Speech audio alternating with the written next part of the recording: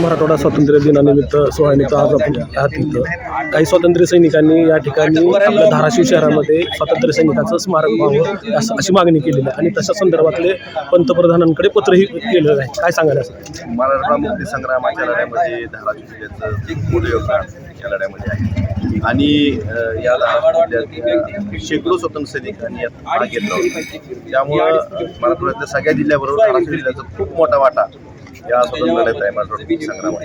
त्यामुळे जी स्वातंत्र्य सैनिकांनी जी मागणी केलेली आहे ही योग्य मागणी आहे. जसं संभाजीनगरला मोठ्या प्रमाणात चांगलं स्मारक संग्रामाचं उभारण्यात आलेलं आहे, त्याच पद्धतीनं धाराशिव जिल्ह्यातल्या ज्या स्वातंत्र्य सैनिकांचं कार्य या स्मारकाच्या माध्यमातून लोकांसमोर आलं पाहिजे, यासाठी भव्य असं स्मारक उभारावं ही सुद्धा माझी लोकप्रतिनिधी मागणी आहे.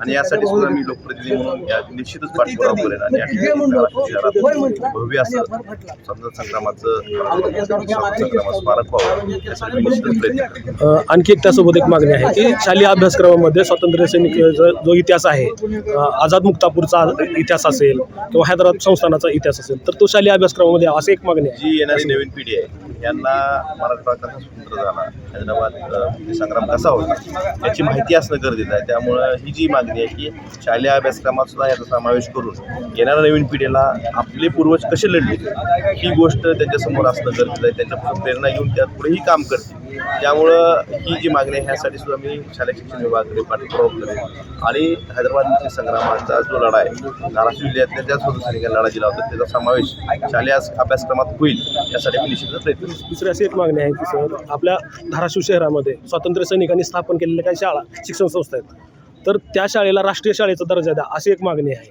त्या शाळा म्हणजे ही परग्याची एक शाळा आहे, त्या शाळेमध्ये हे स्वातंत्र्याचे लढे शिकवले जायचे स्वामी रामानंद तीर्थ यांच्या माध्यमातून.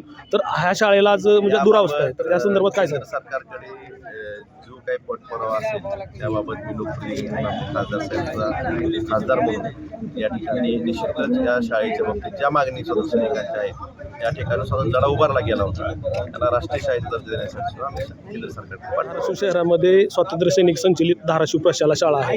आज खूप दूर अवस्था आहे त्या शाळेची, तर त्या शाळेचं पण मागणी आहे किंवा शाळेची सुधारणा व्हावी ते विद्यार्थ्यांची मागणी आहे. त्या शालेय शिक्षण विभागाचं जे धोरण आहे याप्रमाणे जी काही या शाळेला मागं निजामकालीन शाळांना अनुदान दिलं होतं त्याच पद्धतीने असं अनुदान काय देता येतं यासाठी आम्ही शिक्षण मंत्री पाठपुरावा. धन्यवाद सर.